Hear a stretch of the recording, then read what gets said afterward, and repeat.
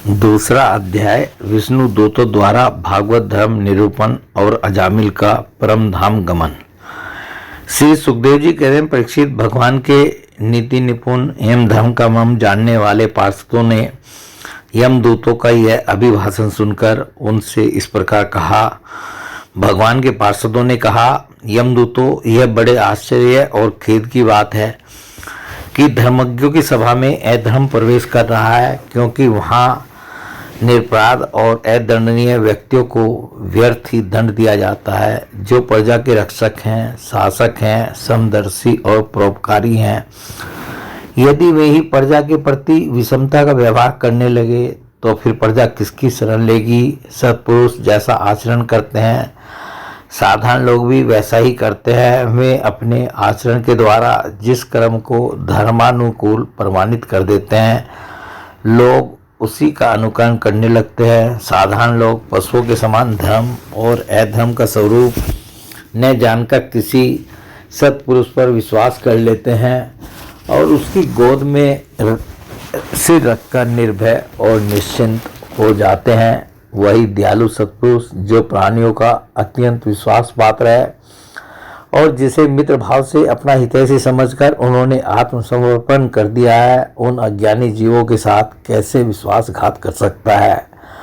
यमदूतों, इसने कोटि कोटि जन्मों की पाप राशि का पूरा पूरा प्रायश्चित कर लिया है, क्योंकि इसने विवश होकर ही सही भगवान के परम कल्याण में मोक्षप्रद नाम का उच्चारण तो किया है। जिस समय इसने नारायण इन 4 अक्षरों का उच्चारण किया, उसी समय केवल उतने से ही इस पापी के समस्त पापों का प्रायश्चित हो गया। चोर, शराबी, मित्रद्रोही, ब्रह्मघाती, गुरु पत्नीगामी, ऐसे लोगों का संसर्गी, स्त्री, राजा, पिता और गाय को मारने वाला, चाहे जैसा और चाहे जितना बड़ा पापी हो, सभी के लिए यही इतना ही सबसे बड़ा प्रायश्चित है कि भगवान के नामों का उच्चारण किया जाए, क्योंकि भगवान नामों के उच्चारण से मनुष्य की बुद्धि भगवान के गुण, लीला और स्वरूप में रम जाती है और स्वयं भगवान की उसके प्रति आत्मीय बुद्धि हो जाती है। बड़े बड़े ब्रह्मवादी ऋषियों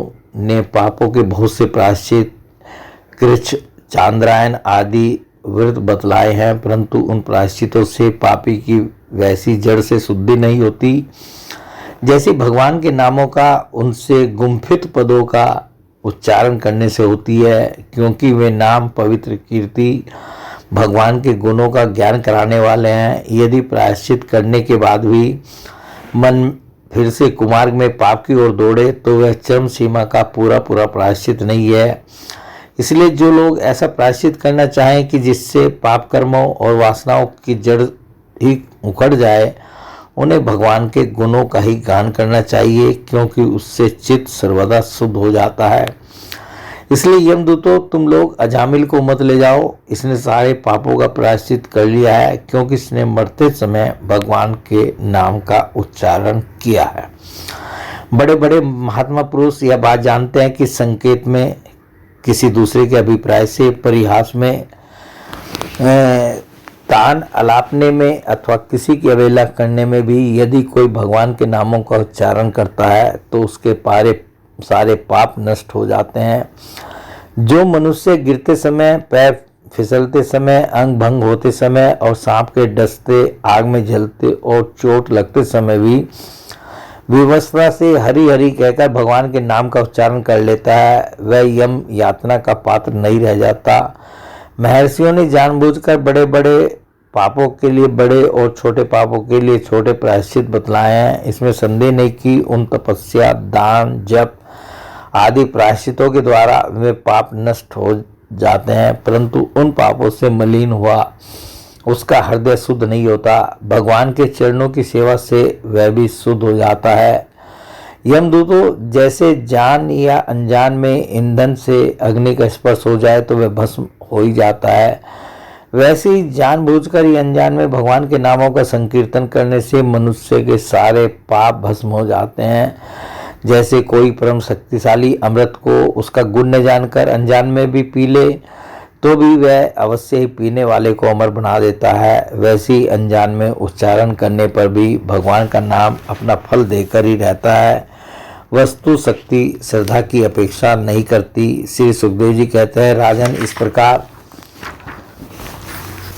भगवान के पार्षदों ने भागवत धर्म का पूरा निर्णय सुना दिया और अजामिल को यमदूतों के पास से छुड़ाकर मृत्यु के मुख से बचा लिया।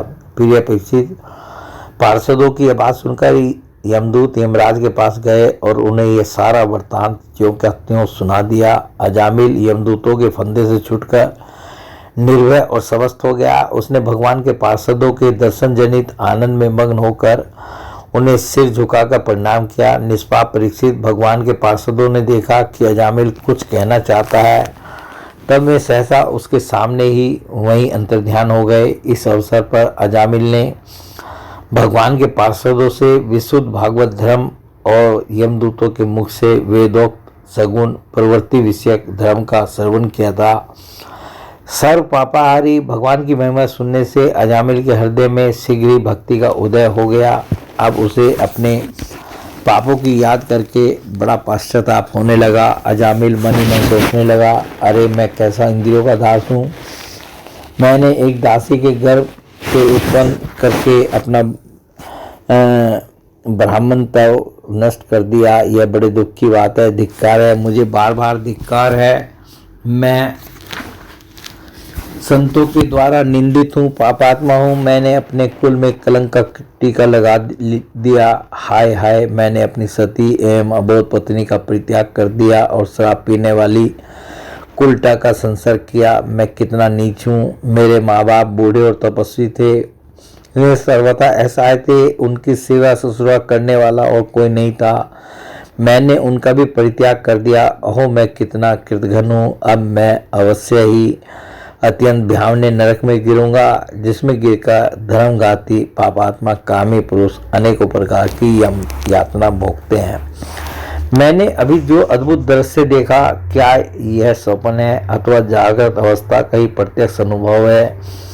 अभी अभी जो हाथों में फंदा लेकर मुझे खींच रहे थे, वे कहाँ चले गए? अभी अभी वे मुझे अपने फंदों में फंसाकर पृथ्वी के नीचे ले जा रहे थे, किंतु 4 अत्यंत सुंदर सिद्धों ने आकर मुझे छुड़ा लिया। वे अब कहाँ चले गए? यद्यपि मैं इस जन्म का महापापी हूँ, फिर भी मैंने पूर्व जन्मों में अवश्य ही शुभ कर्म किए होंगे, तभी तो मुझे इन श्रेष्ठ देवताओं के दर्शन हुए। उनकी स्मृति से मेरा हृदय अब भी आनंद से भर रहा है। मैं उल्टागामी और अत्यंत अपवित्र हूँ। यदि पूर्व जन्म में मैंने पुण्य न किए होते तो मरने के समय मेरी जीभ भगवान के मनोमोहक नाम का उच्चारण कैसे कर पाती? कहाँ तो मैं महाकपटी, पापी, निर्लज और भ्रमतेज को नष्ट करने वाला, तथा कहाँ भगवान का वह परम मंगल में नारायण नाम। सचमुच मैं तो कृतार्थ हो गया। अब मैं अपने मन, इंद्रिय और प्राणों को वश में करके ऐसा प्रयत्न करूंगा कि फिर अपने को घोर अंधकार में नरक में न डालूं।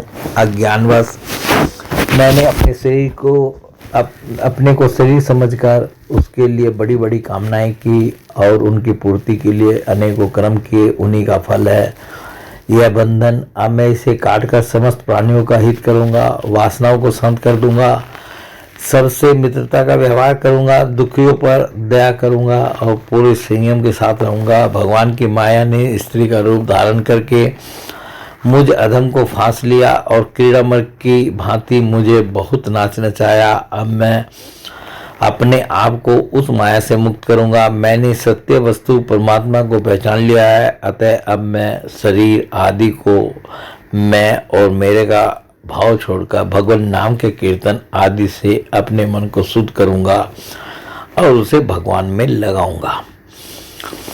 श्री सुखदेव जी कहते हैं, परीक्षित, उन भगवान के पार्षद महात्माओं का केवल थोड़ी ही देर के लिए सत्संग हुआ था। इतने में ही अजामिल के चित्त में संसार के प्रति तीव्र वैराग्य हो गया।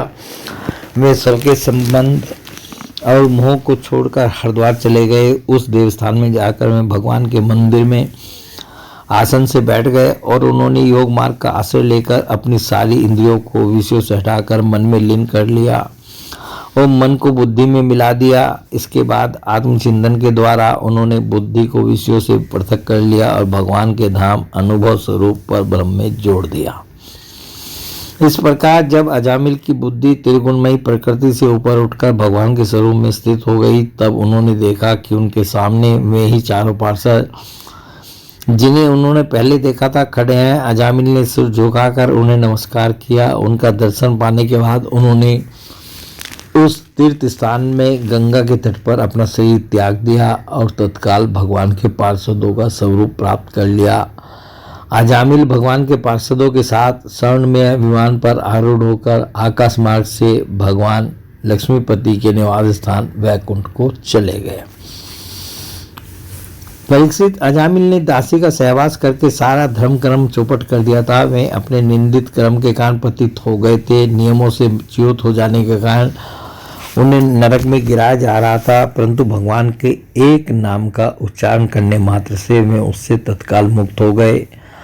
जो लोग इस संसार बंधन से मुक्त होना चाहते हैं, उनके लिए अपने चरणों के स्पर्श से तीर्थों को भी तीर्थ बनाने वाले भगवान के नाम से बढ़कर और कोई साधन नहीं है, क्योंकि नाम का आश्रय लेने से मनुष्य का मन फिर कर्म के पछड़ों में नहीं पड़ता। भगवान नाम के अतिरिक्त और किसी प्रायश्चित का आश्रय लेने पर मन रजोगुण और तमोगुण से ग्रस्त ही रहता है तथा पापों का पूरा पूरा नाश भी नहीं होता। परीक्षित, यह इतिहास अत्यंत गोपनीय और समस्त पापों का नाश करने वाला है। जो पुरुष श्रद्धा और भक्ति के साथ इसका श्रवण कीर्तन करता है, वह नरक में कभी नहीं जाता। यमराज के दूत तो आंख उठाकर उसकी ओर देख तक नहीं सकते। उस पुरुष का जीवन चाहे पाप में ही क्यों न हो, वैकुंठ लोक में उसकी पूजा होती है। परीक्षित, देखो, अजामिल जैसे पापी ने मृत्यु के समय पुत्र के बहाने भगवान के नाम का उच्चारण किया, उसे भी वैकुंठ की प्राप्ति हो गई।